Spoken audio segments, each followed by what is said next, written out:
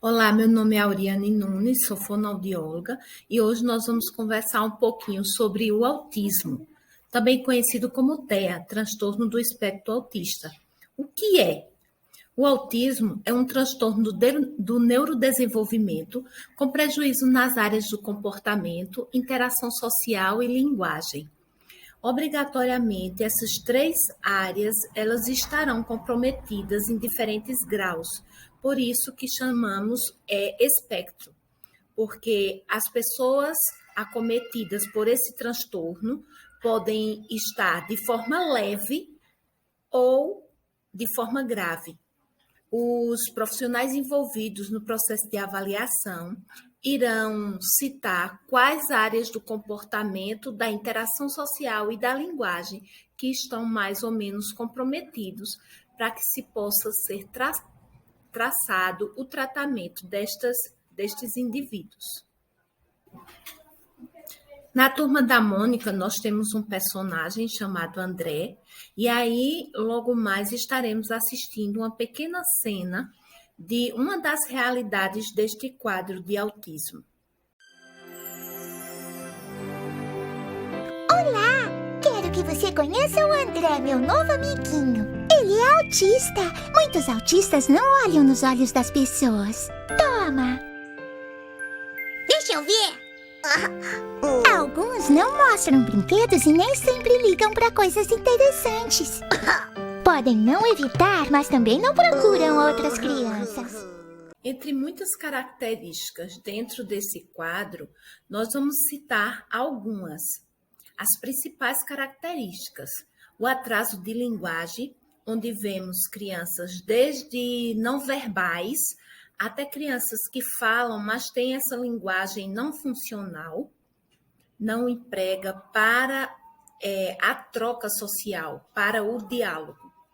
As estereotipias elas podem ser vocais ou podem ser motoras, né? Como balançar o corpo, balançar extremidades como os dedos, girar em torno de si mesmo, ficar fazendo vários sonzinhos ininteligíveis durante movimentação, exploração de objetos, o comportamento disruptivo, que são as crises, né, emocionais que as crianças apresentam diante de alguns quadros que para a gente poderia ser coisas simples, pode tirar totalmente essa pessoa do equilíbrio e daí ela chegar a choro, às vezes até a autoagressão, a heteroagressão, a dificuldade de interação social, ou porque se isola, ou porque, por falta da habilidade social, é uma pessoa muito invasiva,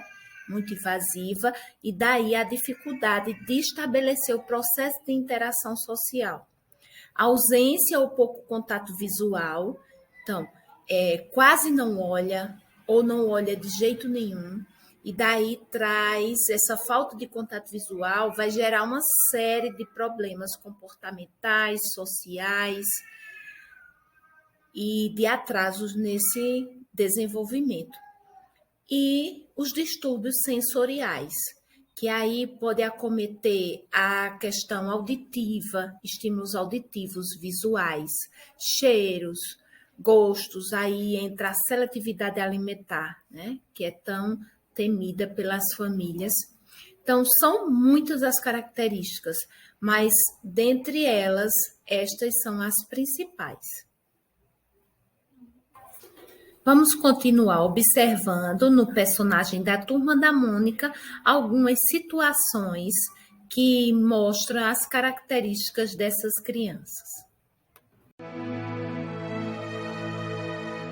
O André é uma criança diferente. Oi, Mônica. Oi.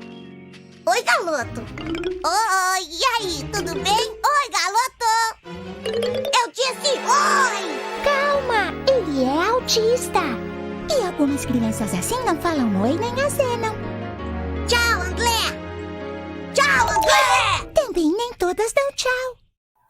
Então, falando agora das dificuldades no processo de aprendizagem. o processo de aprendizagem no autista acaba sendo prejudicado diante das características que o transtorno apresenta. Por exemplo, essa cena que a gente acabou de ver de André, que não dá atenção, né, a outro que chega perto, que pergunta, fica de forma fixa, preso em uma situação que muitas vezes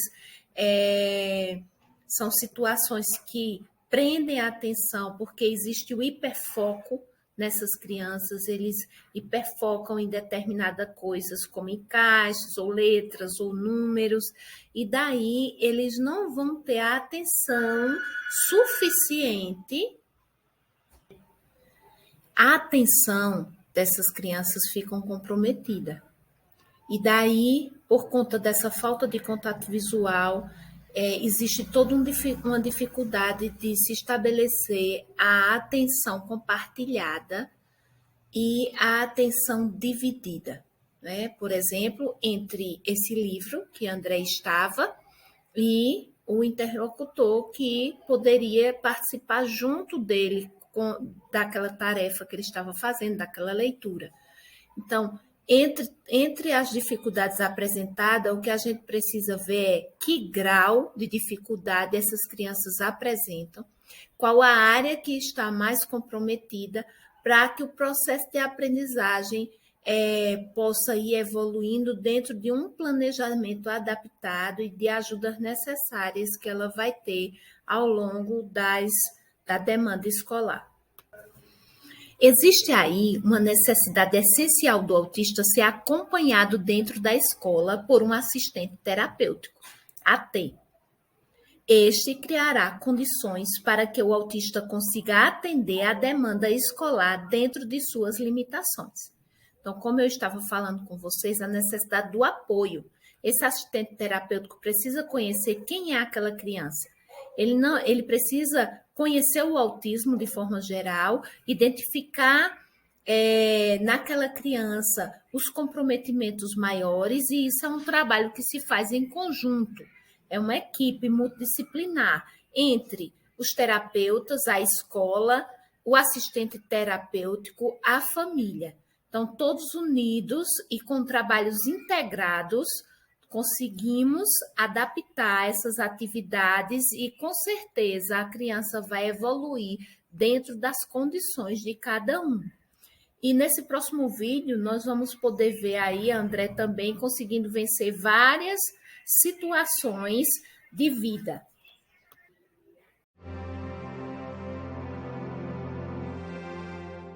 Os autistas são crianças especiais. Às vezes têm interesses específicos. E podem até fazer certas coisas melhor do que crianças da mesma idade. Por meio de terapia adequada, eles podem chegar a levar uma vida quase normal. É isso aí, André! Existem alguns sinais de alerta que é importante a escola ter conhecimento para que possa avaliar o desempenho dessas crianças em cada fase. As crianças estão entrando na escola por volta dos 2 anos, e daí a gente tem que observar se essa criança não fala, não segue instruções simples, tem dificuldades motoras acentuadas, a escola tem que estar atenta a esses sinais, porque todos esses 3 sinais aí citados podem nos mostrar um atraso neuropsicomotor, que pode vir de qualquer dos transtornos do neurodesenvolvimento.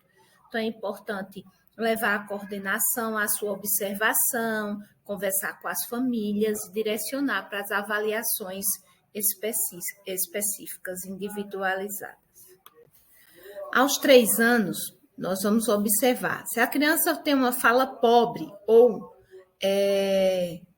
pouco ou não compreensível, não compreende comandos simples, não brinca de faz de conta, não demonstra interesses em brincar com outras crianças, a gente pode fazer as mesmas observações, porque para essa fase, para essa idade, a criança já precisa falar com maior clareza, mesmo que não seja de forma perfeita, que aí o padrão articulatório dela ainda não vai estar fechado, porém a fala dela precisa ser funcional. Ela tem que se comunicar, tem que buscar, tem que já tentar fazer pequenas frases. Ela precisa compreender e obedecer comandos. Muitas vezes as crianças são chamadas e nem ao nome elas têm interesse de responder. Muitas vezes são vistas como crianças desobedientes, teimosas, mas às vezes não estão nem compreendendo aquilo que estão escutando.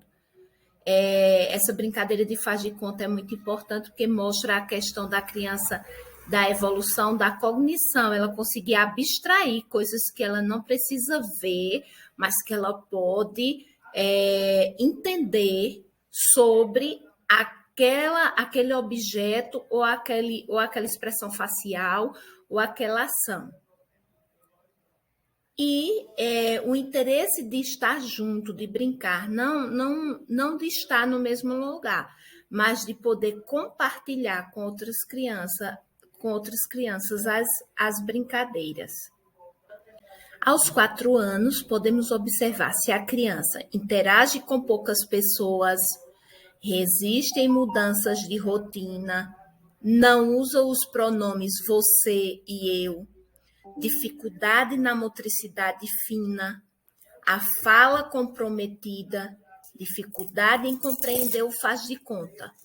Então, essas etapas, desde os 2 anos aos 4 anos, caso a criança apresente alguma dificuldade, vocês podem perceber que está sempre envolvendo a questão de fala, a questão de interação social por meio da comunicação, seja gestual, vocal, verbal. E aí engloba também a dificuldade motora fina, que já foi citada lá no começo, como aquela criança que cai muito. Aqui já é uma criança que ela continua apresentando dificuldade, e aí na motricidade fina vai comprometer o processo de escrita dela, né? Então, a fala vai ficando cada vez menos compreensível e a dificuldade de compreender as situações de sentimentos através da expressão facial, a compreensão de interpretações, pequenas interpretações de mundo, de texto, de imagens que vão sendo apresentadas de forma mais elaborada ao longo dos anos pela escola. No próximo vídeo, nós vamos observar um pouquinho do que eu falei com vocês a respeito de entender o abstrato, né? Entender piadas, frases de duplo sentido, intenções, quando falamos uma coisa com intenção de dizermos outra. Então, isso aí é a linguagem funcional comprometida. Então, nesse último vídeo aí de André, vamos observar essa dificuldade de linguagem dessas pessoas com autismo. André em Recado. Nossa, já é hora da minha série favorita. André, se alguém me ligar no telefone de casa, avise que eu não estou, tá bom? Tá.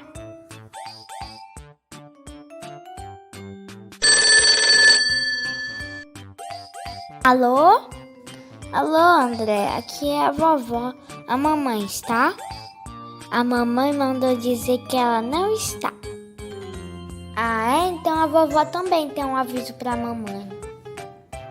Mais tarde, André, alguém me ligou? A vovó. E o que ela disse? A vovó mandou dizer que não é pra ensinar o André a contar mentiras. Fim.